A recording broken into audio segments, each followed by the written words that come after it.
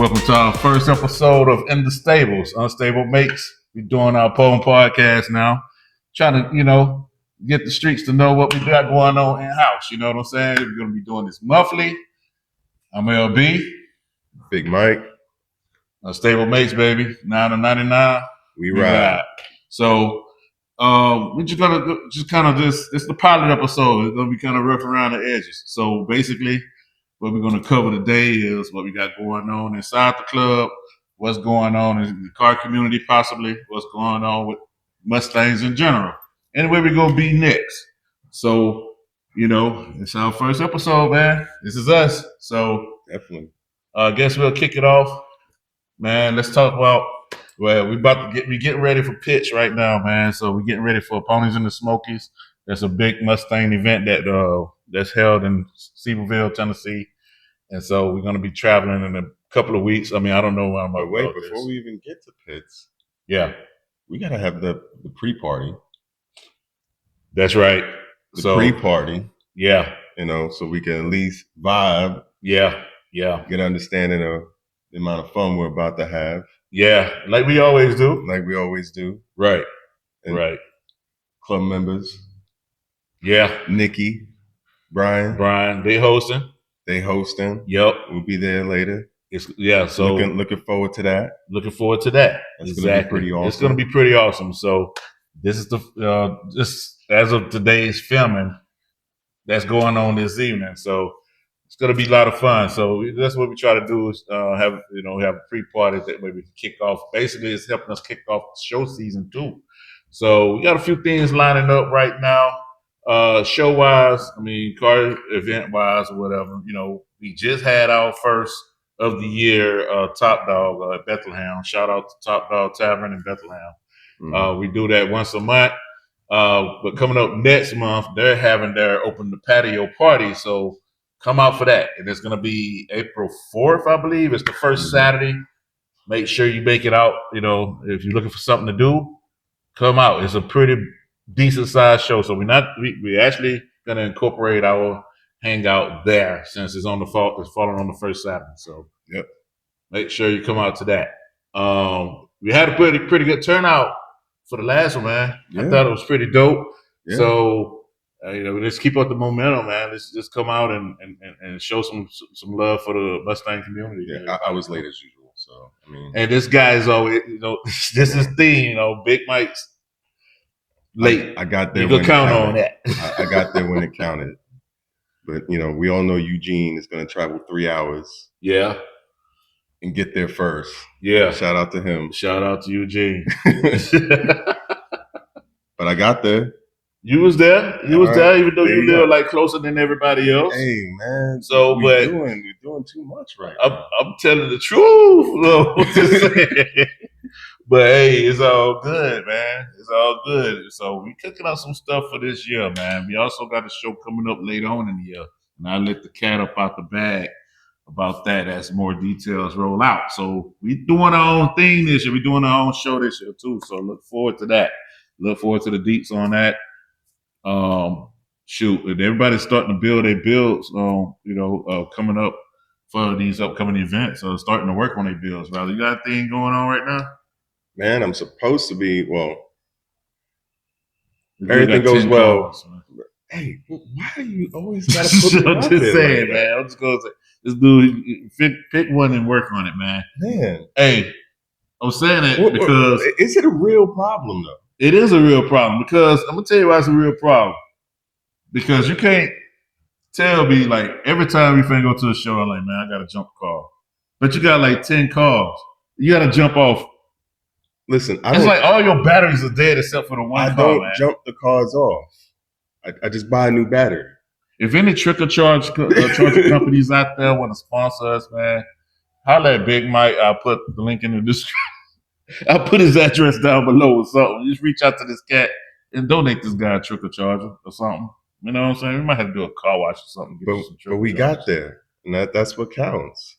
That's what counts at the end of the day. You know what? At the end of the day. At the end of the day, we get there. Yeah. That's all that matters.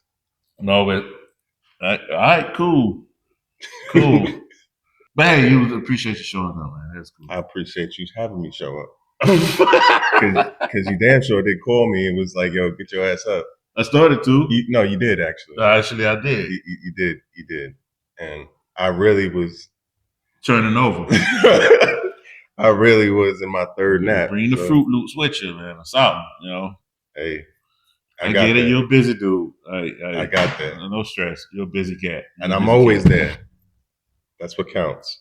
You know what? At least that's what I was told. That's what's up. That is what matters, though. Just be there, man. As long as you're there. But nah, he a good dude. He just, he have his issues with trying to get to the shows on time. But nah, man, hey, we're gonna keep rolling though. We got, like I was saying, Pitts. We're gonna be rolling out of here on that Thursday. If anybody want to join the rollout or whatever, we'll let you know the location. Just reach out, for the comment below or something, and reach out if you want to link up. We can roll out together as a group. We all game. You see us out at the show, give us a shout out. You see the Unstable Mates logo that's on the banner, on our shirts or whatever. You see one of us, just say what's up. But yeah, you say you're working on something. I am. This year I'm trying to get the Cobra, the 96 Cobra out there. Want to get that some shine. Ordered a Carter's Cousins front splitter for it. So shout out to Carter's Customs. Adam is dope. Yeah, I got some splitters on my SN. Quality products. Definitely doesn't miss in terms of the fitment and the overall quality of it. So right, he's got my support. I mean, it ain't cheap, but I mean, you pay for quality. You pay for quality, and hell, if you're gonna do this, might as well do it. You might as well do it. Shout out to Carter's Customs, man. Those guys have really been helping us along the way in our builds of different products or whatever. Mike will roll up there, he'll pick up parts there, open their doors for them. We go to the show, we see them, they all open arms. Man, I'll tell you, those are some awesome guys. So last year we went to Pitts. I had an epic time, but I'm curious to hear from you. Which car is the one that stood out to you the most amongst all of them? I mean, granted, they're all fire. They're all fire, but which one was like, wow? Which one? Which one? Mustang Manal. Mustang. That powder, that baby blues, that Smurf blue. Mustang Manal. Did you know he was in Fast Five? No. He was in Fast Five, man. I swear. For those 0.2 seconds. Yeah. He was king. He was king. He was king, man. You know what? That was dope. That was dope, man. That was dope for him to be. It costs a nice car, man. It is. It is. But he's a bigger celebrity than the car. He's right. He's bigger than the car. He's bigger than the car. He's bigger than the car. Shout out to Mustang and all. Yes. We're going to get him on here one day. We're going to get him on here, man. For sure, man. You got to get in the garage. Man. Yep. So that was the car for you. You want to know what did it for me? What? So I'm a Bullet fan. And I have a Bullet and everything. Right. But the one car that did it for me last year, when people don't notice and don't realize, is that from 08 and 09, they made the Highland Green Bullet is what everybody knows, but there's a rare option that you can get, which is the black 08-09 Bullet, which there was roughly about 1,500 of them made. That's right. Hence, I got one of those. You got one, right. But what people don't know is from 08 to 09 and 07, when they were making the Bullet for 08, there was actually a red one. A red Bullet. There was a red Bullet. And it was it's a factory red car. It's an 07 GT. It's an 07 GT that was the workhorse and the design car for the products that they eventually called the Bullet. Really? So it's actually the first Bullet.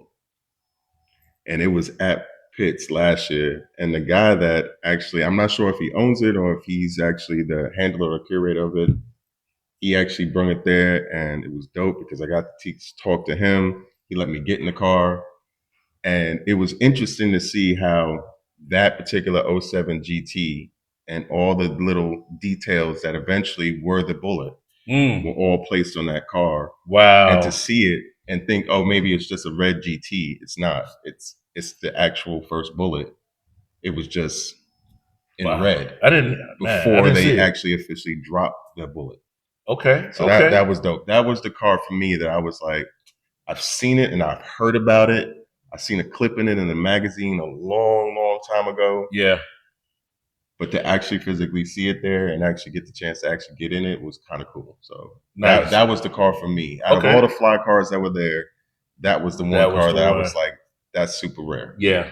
Prototype. It was some pretty dope rides there, man. Mm-hmm. Last year, that's the thing about pits. Every year, I mean, I'm quite sure it's like they've been getting bigger and bigger. You know what I'm saying? You went a few years ago. Mm-hmm. Last year was my first year because I was, we always had the NMRA saying we always was running a car show at the same period of time, a weekend. But now things are freed up and we're able to go now. But I'm telling you, on my other podcast, rather, not my other one, but my podcast, Gears and Bills with Baron, link in the description below, at the bottom of the screen. But it was a Capri, Mercury Capri ASC car. It was a McLaren. It's a McLaren Mercury Capri. I think it was an ASC, but it was a beautiful car, man. And that car stood out to me. It actually a few of those. I don't know. I got this little love with Capris, man. With some. It's the Fox body old turn. Well, yeah. Well, you know what? Let me not say it. They're all Fox bodies, but sometimes I hate when people use the term Fox body, even though it's legit. It's because people think that the Fox body was just the Mustang. It's not. It was the whole platform. Yeah. So everything from the Capri, the Fairmont, all those cars were Foxes. Were Fox bodies. A lot of people don't think about those. No, they don't. Yeah. So it's crazy how now, because of how Fox bodies have evolved into classic Mustang to build. Right. There's a lot of people realizing, wait a minute, I can go alternate on the Mustang and just go get me a different Fox body. Right. And they're coming out with some really crazy dope builds. I think there was even like a Fairmont wagon that was out there that was pretty nasty. I think that's the same. I saw that car. Hicks House. Yeah. Hicks House. He had it out there. Right. And I fell in love with his the Maxine build that he did, the black 85 or 80, I think it's 85 or 86 he did. That car's nasty. But to see people really exploring with the builds as far as taking it outside of just the Mustang Fox body, but just going across the whole platform and seeing what they could do with it, and realizing all the parts are really interchangeable. That's true. It's crazy. That is crazy. That's true. There's a lot of those. There's a few of those wagon builds. There's a guy right now that's building one, and I think he's taking a selling Fox body selling, and he's putting that body kit on a Fairmont wagon. Crazy. Even the taillights. He's doing the taillight conversions. Crazy. And he did the nose. I think he's working on the taillights, trying to French it into the tailgate of the wagon, which is ridiculous. And it looks like it makes sense. I mean, he got the skirts on there. It's all roughed in, but I mean, these builds are coming out because, like you say, these things are interchangeables, and to see different variations of the Fox platform and what they're doing with it. And Pitts is really like that first show. Ponies and the Smokies is really the first Mustang show of the year that you're going to see a lot of these crazy builds being debuted. That's true. That's true. It's kind of cool to see, like, if you want to pulse on what Mustang, like with the Mustang culture or vibe, or builds are heading in the beginning of the year, you go to Ponies and the Smokies, and you're getting your first taste of what the new vibe is going to be for this year. That's right. Yep, that's true. So, I'm looking forward to seeing what's going to come out this year. I mean, obviously, like you say, there's a bunch of surprises that'll pop up. And right now, I think a lot of people are starting to cook up those at 650s now. They're starting to cook those at 650s. And, we're starting to see more of the S. I mean, I don't know how much wilder you could go with the S550 chassis because there's been a lot of wild stuff with those cars. Speaking of S650s, let's talk about this dark horse, man. The dark horse SC. We just looked at the price of that thing, man. The president, the CEO of Ford. He hitting around. It's gonna be between the GTD and the regular dark horse. Mm-hmm. It's gonna sit back around up and down. You already know what the price point of the GTD is. We know what a regular dark horse is. But 103K, is that what I'm looking at, man? Is that what I'm? Yeah, MSRP? 103. That's MSRP. Jeez. But and then we ain't talking about dealer markup. Oh, hey, look, the Track Pack could reach up to 170K. Now, see, let me tell y'all. All right, listen. I'm a firm believer of build it in your garage and make, just build it. You know what I mean? And see how far you can push something that costs a lot less than out there. I'm not sure if I could justify paying. You're not sure. You know damn well. No, you know damn well. You can't because you can get your older GT500, get the last generation GT5, throw your nice tune on it, just trick it out, dig into the. You don't even have to dig into the internals, man. Switch the blowout if you have to. Put it. You know what I'm saying? Look, do what you want to with the blowout. All I'm gonna say is this, right? I'm gonna just lay it out right here. So, first and foremost, the Dark Horse SE, sick. It's a sick car. It is. It is a sick car. It's damn near impossible for it not to be a sick ride. It is a sick ride, right? But is it 170K sick? But in my mind, when I'm looking at the supercharged Dark Horse, and I'm saying, I'm gonna go get me a 2020 GT500 because it's a better bargain. That's a problem. When I'm looking at a 20, I'm saying I'm gonna get I'm gonna tell somebody, yeah, I got the 2020 because it was, it was just a better deal. Mm-hmm. When did the Shelby become the better deal? Right. Like that's I just don't know. And I understand that, Ford is apparently gonna have to build that brand or build that placard. They're gonna have to build it. They have to, because there's no story. It's no story. There's no story behind the Dark Horse. Right. There's no name. No lineage. There's no lineage. There's no racing provenance behind a Dark Horse. So I'm paying 103 to 170, depending on options, for a car that will become a classic 20, 30 years from now, but has no lineage. Right. Whereas you could have just kept making the Shelby. Now, granted, I don't know the agreement they have with the Shelby name, because I understand that there may be some disparity. Contracts that have expired and everything like that. Mm-hmm. But hell, there is so many Ford racers that are out there.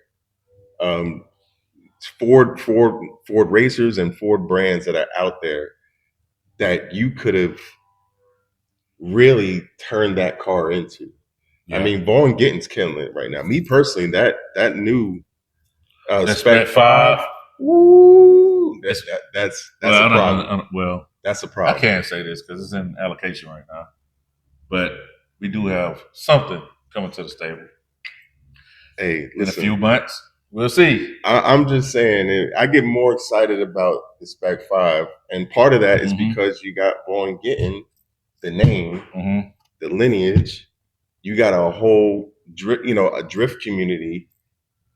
It makes sense. So if that was going for like 170, I'm saying, man, that's pricey, but hey, right, I get it. Yeah. What's a Dark Horse? I don't know if I get it though. I can't wrap my head. But all right, I'm saying as a halo car. Yeah. I'm saying as a halo car. And I get it, man. Mustangs in general are up in value right now. I mean, as far as their MSRPs are nuts right now. Right. I don't know if it's because sports car, muscle car is one of the last ones out there. I don't know what's driving it. But it just maybe 103. I'm sorry, maybe 103K for the Dark Horse SC might make sense. Okay, but that's on the high end of me. That's like anything more than that, I'm gonna start thinking Porsche. other. I'm thinking Porsche. Yeah, so I'm thinking, and I hate to say it, I know we wear, we're supposed to rep the brand, which we do, but sometimes we gotta make sense somewhere around. Listen, right? I'm a Ford fanatic. I'm a Ford fanatic, and I'm a Mustang groupie. Yeah, from birth.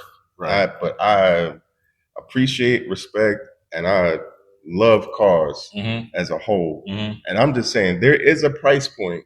It's a breaking point. There's a price point. There's a breaking point of what I will spend on a Mustang. Yeah. And then I'm gonna start getting a little more exotic with my money. Facts. But let me ask you this, and I think this probably makes sense though. I mean, because relatively speaking, the last generation Charger, Hellcat Charger, like top of the line. What was that price point? I don't know. I'm not a Dodge person. But let's look that up. Let's see. I'm just trying to see the comp. You know what I mean? Like if it makes sense. And the last year they made. Talking about the Hellcat? You talking about? I mean, that may or not be because they went through that whole "we're not making no more." Yeah. They went jailbreak for a while. Right. Then the Demon. I mean, a 21 Charger. It was 21. I don't even know. Let's say 20. Was it 22 probably when they came? The last ones. I don't know. But the 21 is not even that high, man. The 21s went for. I know they went way all over that. They say 70K, but I'm quite sure they marked it up way beyond that. But that was the base. That was the MSRP. Base MSRP was 69K from what I'm saying. What I like about that, and that's the wide body.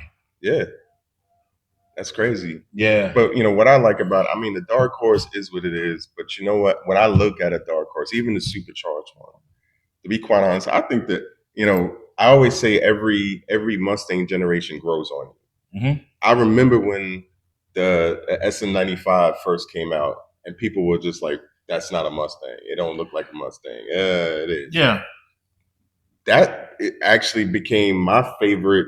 Yeah, I get Mustang. I get it. You know what I mean? Yeah. And the interior, when it first came out, and I know looking at it now, you're like, how could you think that? But I'm telling you, when that 94 GT/Cobra came out, that interior was like next level space. Oh, absolutely. So every generation grows on you. Yeah. Over time. The S650, it's wild. It's a sick car. But I'm not in love with the interior though. But if the you dash, too many screens. Okay, but if you were to take an S650 GT V6 or Dark Horse drove past you right now, could you instantly tell what was the difference? The S50. Well, yes, because the nose of the Dark Horse SC is different.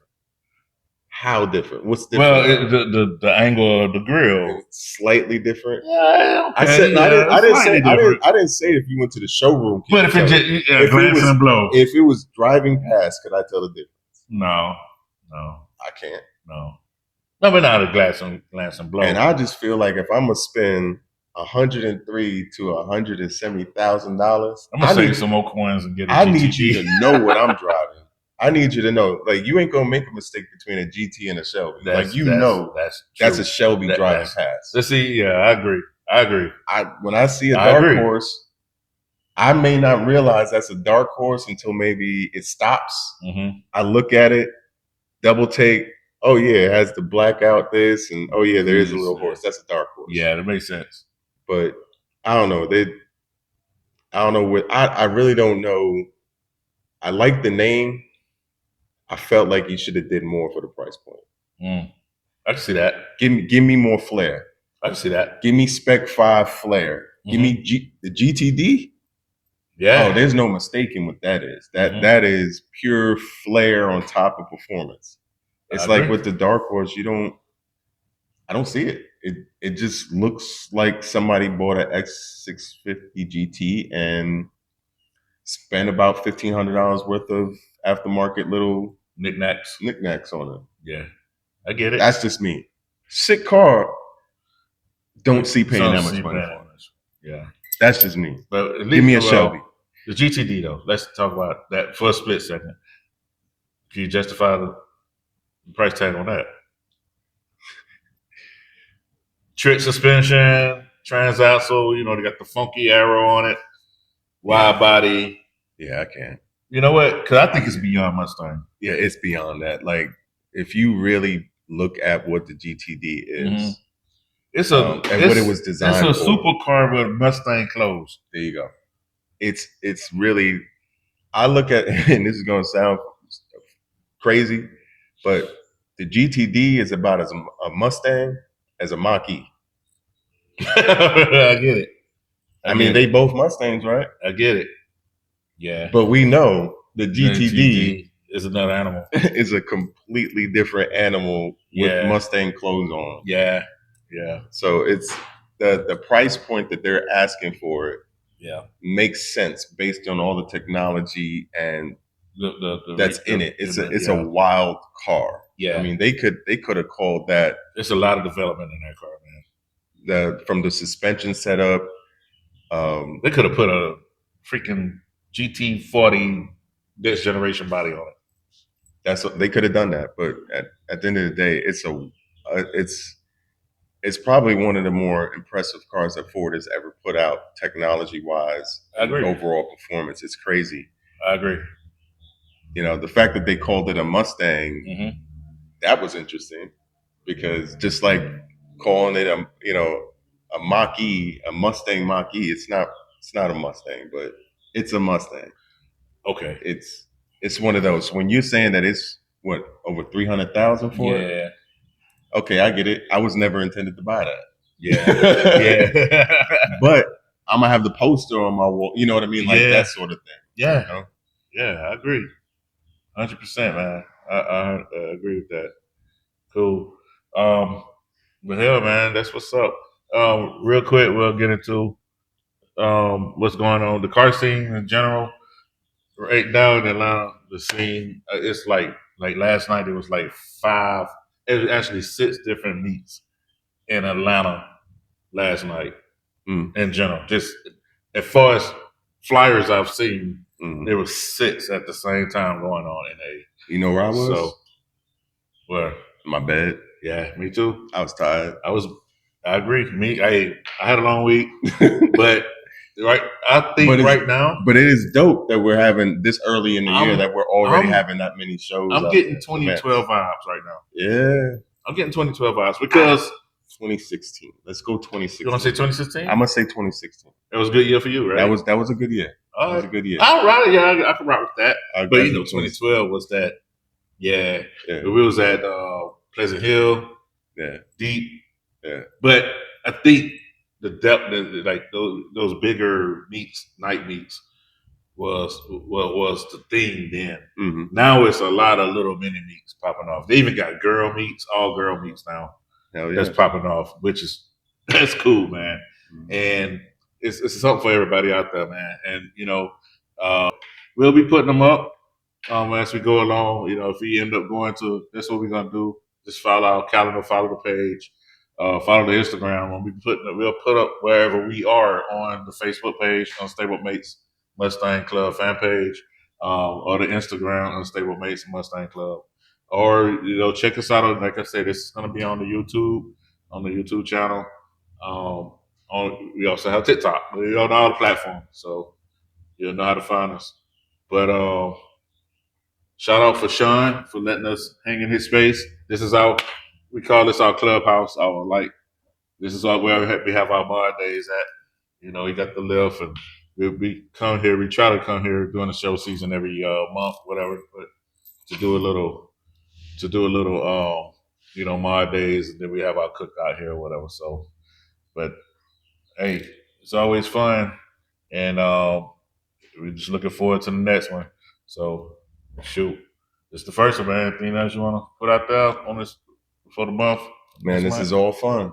It's all fun, and it's all about car culture. So, yep.